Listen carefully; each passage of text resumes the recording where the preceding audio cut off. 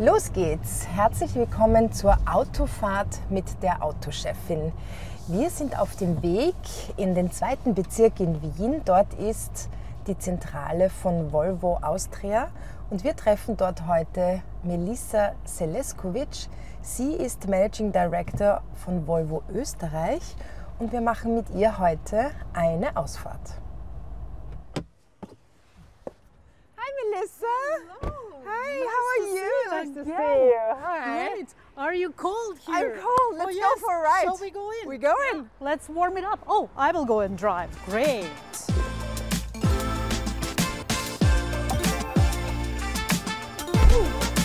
What a nice cold It day. is a windy day, isn't it? It's an amazing day. Melisa, are you a good driver? Yes, I am very good driver. You are in a safe hands and you are in a safe car. Perfect. most important Yes, thing. Volvo is very famous for its safety. Yeah. It used to be like that. Volvo is always, that's our DNA. Yeah, that's our DNA. And besides that DNA, we have one more DNA, sustainability. So Right. that's another one. But that's new. That's actually quite new. It came like 2 years ago when we started, 3 years ago. When I just joined Volvo, we did not speak about electric cars at all, which was not that long ago. It was like 7 years ago. And today we are one of the leaders in sustainability. And you are currently sitting in our most sustainable car ever produced. And I can explain you later Yeah, how. we talk about that. So we have a courier car following us. We go to the Autobahn Excellent. and we go to Strebersdorf. You will tell me where to turn. I will Right. just go. And then we go left and right. And we will talk about the car and your company and yourself. Excellent. Perfect, let's go. Thank you, Sandra. So Melisa, this is the EX30. Yes, And exactly. it's fully electric. It is. It is not your first electric car, Volvo's first. No. No, it is the second, third, I don't know.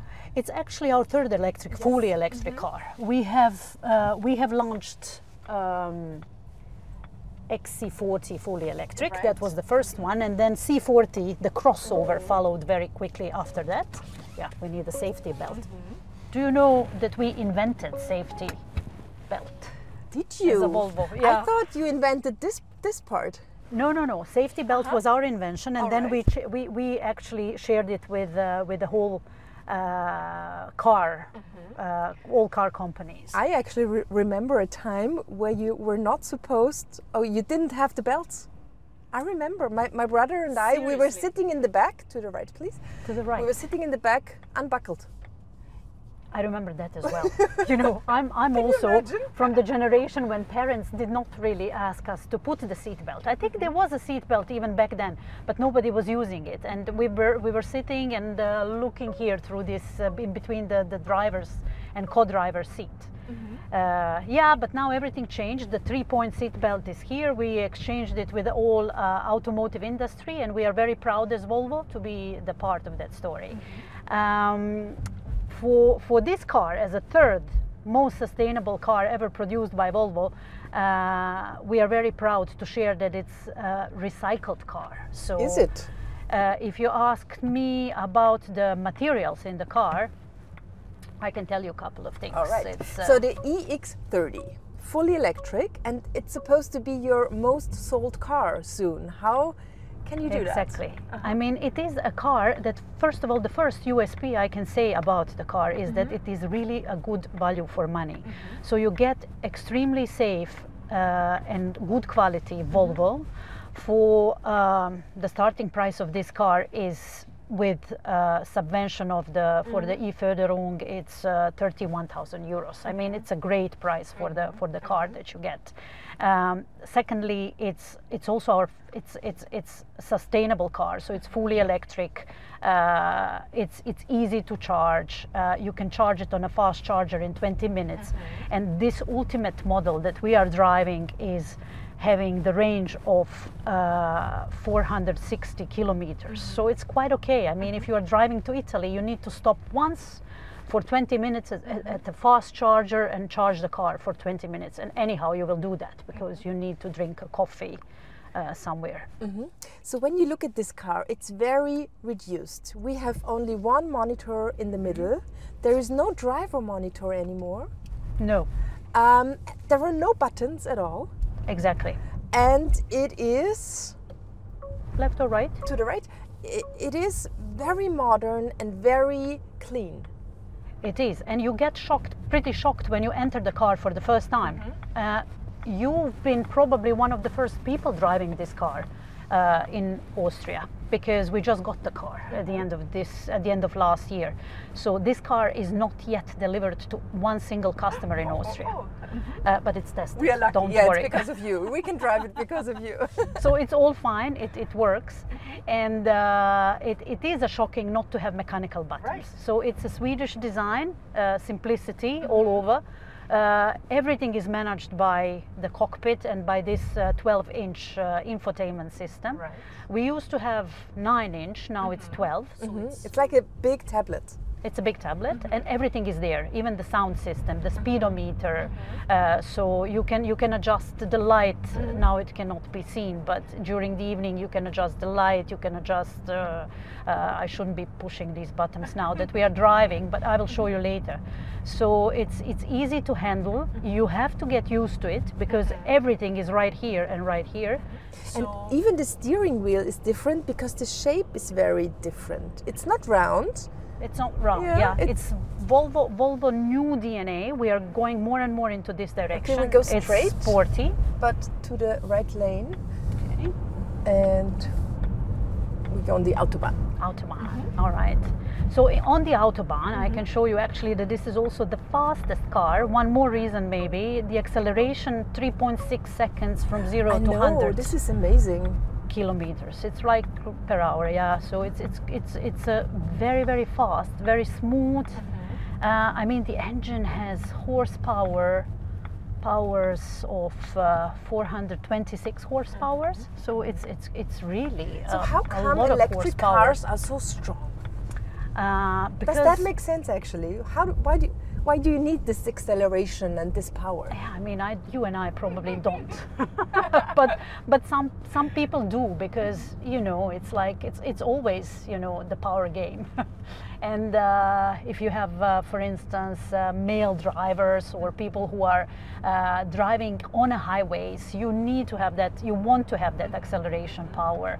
It's not very much important for cities, but if you are driving on a highway, you want to overtake somebody. Sometimes it's even important for safety reasons. You need to have power to be quick and to react quickly. So, do we go straight ahead? Yeah, we go direction Praha. Where are you from actually?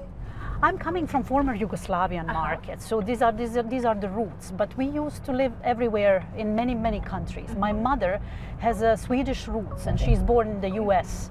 But we have changed so many countries, and we lived in so many countries that I can't really say this is my home. Okay. The home is where you wash dishes. Okay, this yes, is, the home is where you wash dishes. And currently I wash my dishes here in Austria. Melisa, Volvo was founded in 1927 already, so there's a lot of history and heritage. And now it's owned by Geely, that is a Chinese company. Does that influence the Swedish topic? No, because it influences in a positive way. Chinese, as you know, are very far ahead of us when it comes to electrification and technology. Right. So what we benefit from Geely is know-how about electrification, about how to make sustainable cars in terms of raw materials that they have available, and production of batteries is actually located in China. So for us, it's very beneficial to work with countries such as China, that is in many ways more progressive than maybe European countries. But then again, when Volvo joined this, when Geely actually acquired Volvo, we never got any change of management. In our design team, we still have Swedish women and men designing our cars. We still have research and development department sitting in Sweden. We have a lot of the whole management team, the whole EMT is sitting in Sweden. Our CEO is basically coming from from completely different country. So we are super diverse company. We never felt that we are influenced by Chinese in terms of running the business. Okay. So Volvo sold in the past year, I looked it up, 615,000, actually 2022, 615,000 units, cars. Is that true? 615,000 units, yes. Yes. In Austria, it is quite a small brand on the Austrian market. We have 1.3% market share in Austria, but we are heading for 2% in the next 2 years. This car will help, probably. This car should help. Austria is a small market, as you said. We sold this year 3,600 cars, and we reached the growth this year versus last year, so we are now at 1.4% market share. And the very important information is that electric cars, like in all Austrian TIV, are growing. So we are on this electric, very determined on this electric mission. We know that the market is confused, that a lot of opinions are sharing and dividing the market, because some people are wondering, I mean, is it really going electric? Is it going to be hydrogen maybe? What is your opinion about that? I mean, I have only a professionally backed up opinion. For instance, we have done a lot of tests. We have tested all the technologies, and we know at the light which one left. Yeah, and we know at Volvo that this is the batteries currently, and electrification is the safest technology. We have tested all the other options, and if they are not safe for our passengers and drivers and people around, we don't want to take that way. And I don't want to go into details now, but I mean, we all know that hydrogen is very flammable. So what if you have a crash and your car is having a hydrogen power?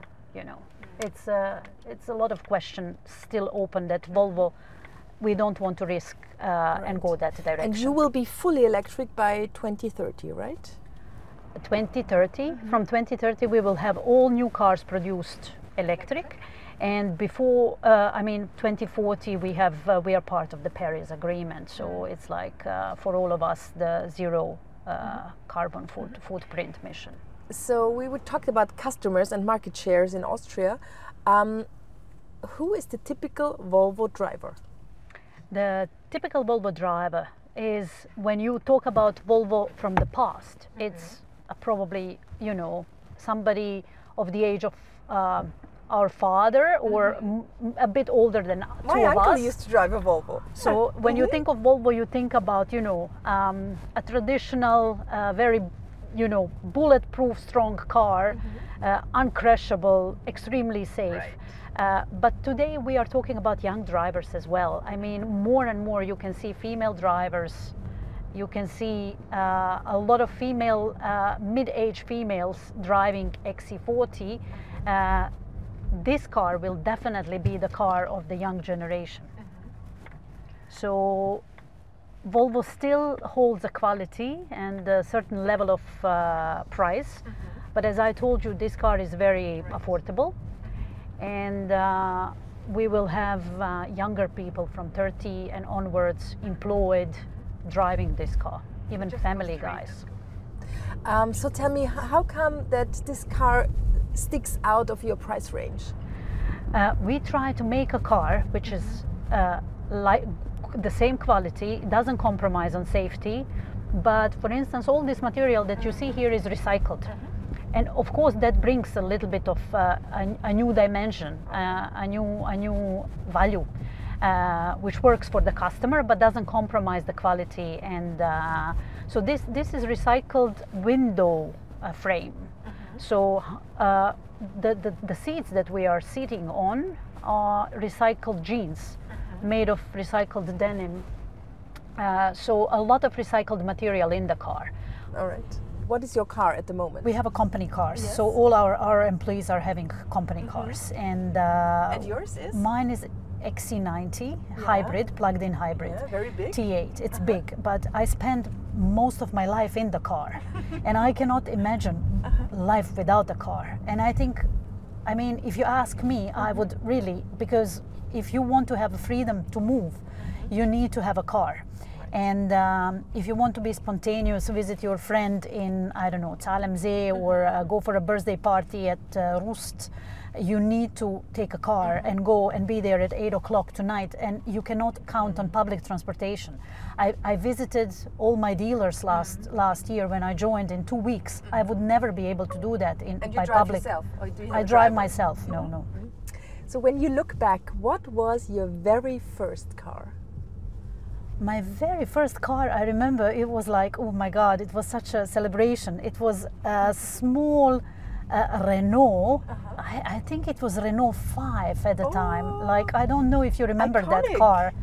Renault 5. Renault 5 is iconic. And then my father had a C30 later on. Was that in It was like 90s. And in which country? It was in Greece. Interesting. Okay, here we are. So we arrived. Melisa, thank you for the ride. Nice drive. Thank you. It was wonderful. It was nice having you together with me here today in the car. And thanks for all the information. Thank you. And the safe drive. Thank you. We see each other soon. Right, Take care. right. Bye.